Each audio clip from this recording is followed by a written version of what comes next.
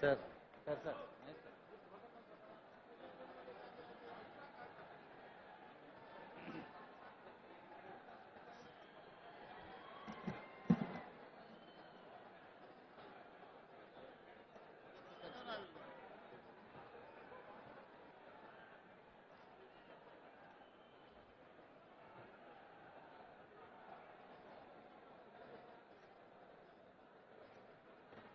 We have good number of leaders from all over the state.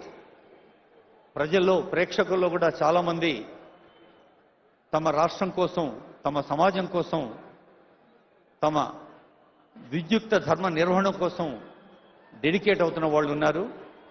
We know dedicated leader gets a dedicated team. A dedicated team will naturally elect a dedicated leader.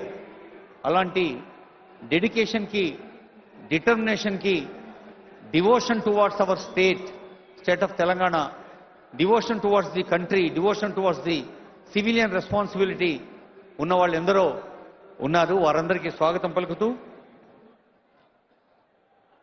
Intelligent, persevering, eloquent, energetic, bold, brave and able and to endure the adversities,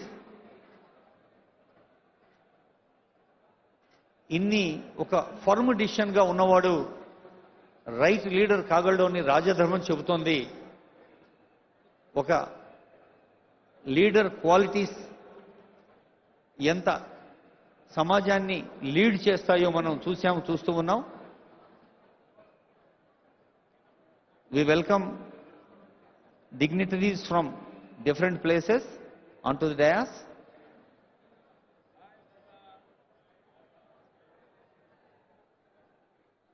Honorable Chief Minister Designate కుటుంబ సభ్యులు వేంచేశారు, వారికి హృదయపూర్వక స్వాగతం పలుకుతుంది వేదిక. ఇంకా we have dignitaries from Delhi.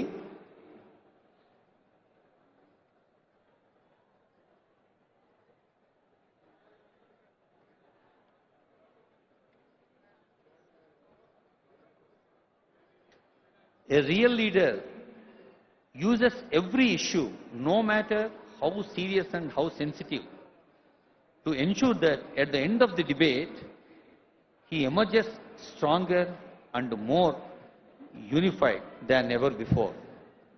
ప్రతి సమస్యను కూలంకషంగా అర్థం చేసుకొని ఆ సమస్య పరిష్కారం కోసం కృషి చేయడమే ఒక లీడర్ యొక్క బాధ్యత అని చెబుతోంది మన సమాజం.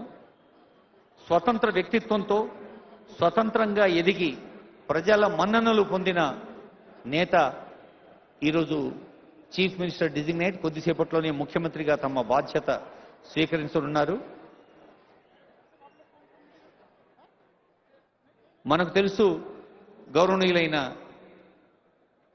సీఎం డిజిగ్నేట్ రేవంత్ రెడ్డి గారు ఒక ఆర్టిస్టిక్ అండ్ ఈస్థెటిక్ పర్సనాలిటీ అని చెప్పడానికి he has started his academic and aesthetic career with fine arts,